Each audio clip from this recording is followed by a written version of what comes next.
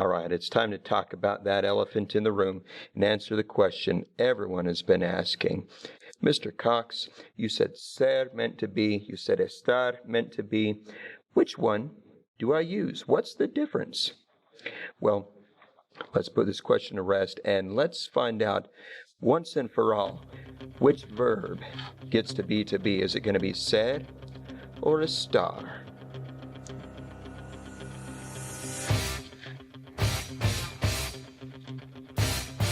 Ladies and gentlemen, it's the smackdown of the century.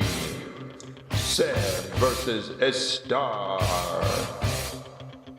Who will win the battle to be to be? In this corner, weighing in at 5 letters of awesome linking verb fury, estar. And in this corner, weighing in at 3 letters, but still powerful and mighty, the verb ser. 2 verbs will enter the ring, but only one will emerge victorious. It's the most...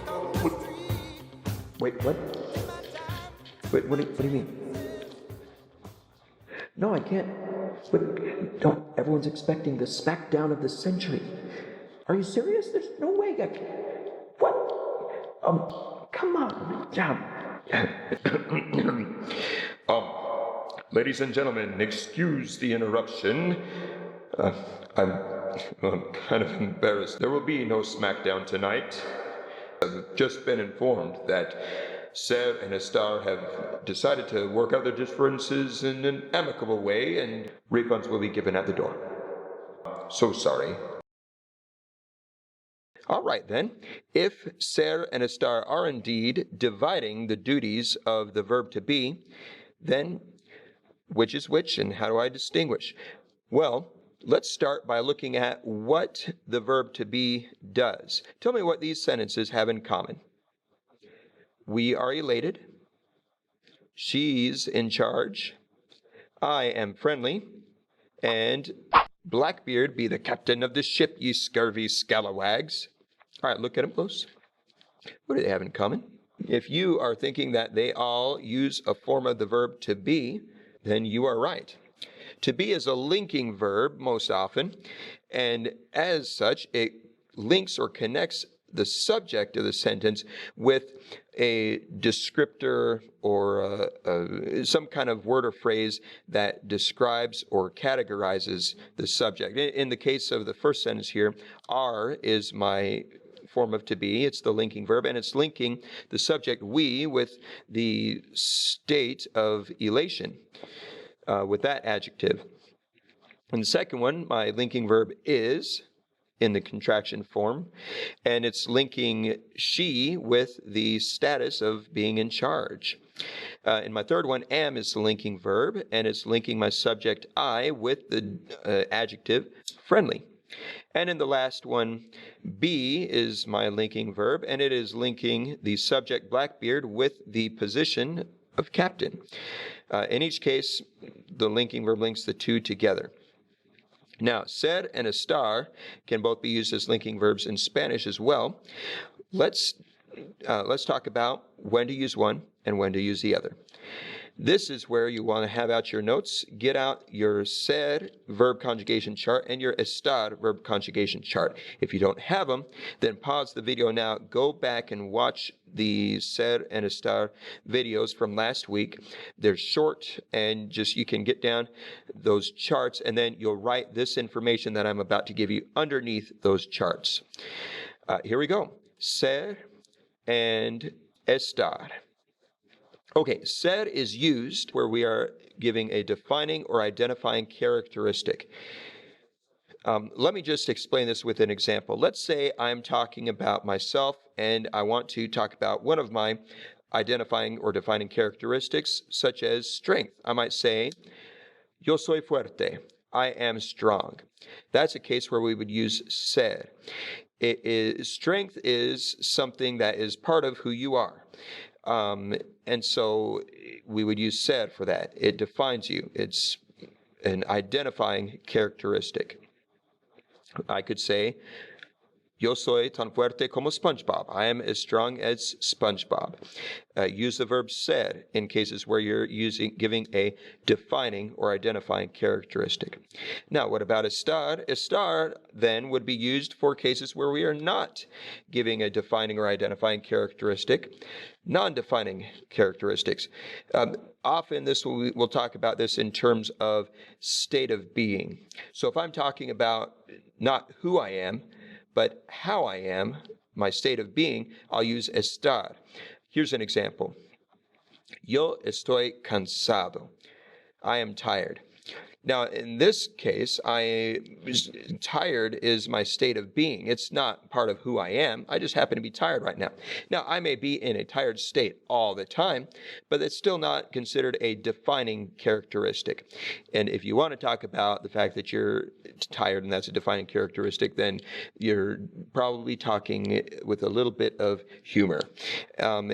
But society recognizes that your state of sleep is not part of who you are. So, state of being, use estar. Oh, Bunny's tired too.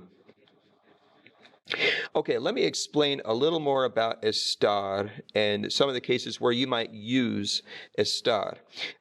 For example, you could use estar when talking about location, where you are.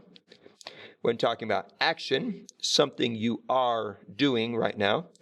When talking about your condition, or a condition of anything, whatever you're talking about. And when you're talking about feelings, how you feel or how someone feels.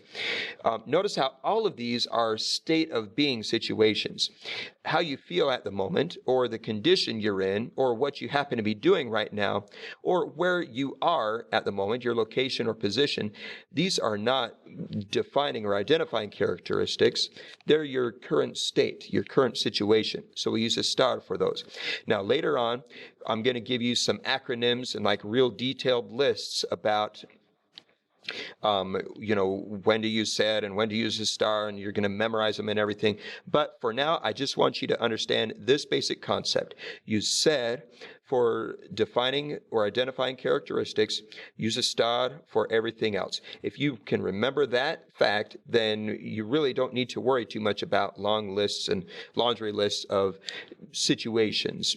Just remember that. Is this a defining characteristic? Does this define the person, the subject? Does it identify him? If so, use ser. If not, use estar. All right, let me give you an example of estar used for location, action, condition, and feeling. All right, location first. How about this? Yo estoy aquí. I am here. Talking about location, use estar. Oh, look, Elmo's here too. And he will haunt your dreams. Be gone, Elmo. There we go. All right, next we've got action. Here's an example. Yo estoy esquiando. I am skiing. Here's a video of me on my most recent ski trip, and I meant to do that. It's don't you like my outfit though? Very nice. Full disclosure, that may or may not be me. All right, let's move on. So, condition. Condition would be, well, here we go. La mesa está sucia. The table is dirty. That's its condition. And here we go. Now, sorry, I know that's actually a desk, but escritorio was too long to fit in that line, so I used mesa. Sorry, inaccurate. Okay, moving on. Let's talk about feelings. If ella está triste, she is sad. Oh, pobrecita. Then I would use estar in that situation. So these all, again, states of being. Don't use ser, use estar. All righty. One more thing I want to tell you about ser and estar. Sometimes students will be like, hey, Mr. Cox, well, yo soy fuerte. Can't I use estar? Because couldn't that be my state of being? Because maybe I'll stop working out and then 2 months later I'm weak. Well, here's the thing. Just because a defining characteristic is not permanent doesn't mean it's not a defining characteristic. You may be weak right now, and then you work out for a few months and you become strong. What defines you can change. Your identifying characteristics can change, but they still identify you. So you said. Here's one other example. Yo soy un estudiante. I am a student. Well, that defines you. That's an identifying characteristic. You are a student. It's part of who you are. However, 15 years from now, you may not be a student. Maybe you'll have another occupation, and what identifies you will have changed. But you still would use ser to talk about being a student. Yo soy un estudiante. Let's look at estar. Just because it's a non-defined characteristic does not mean that it's temporary. For example, él está muerto, Jim. He's dead, Jim.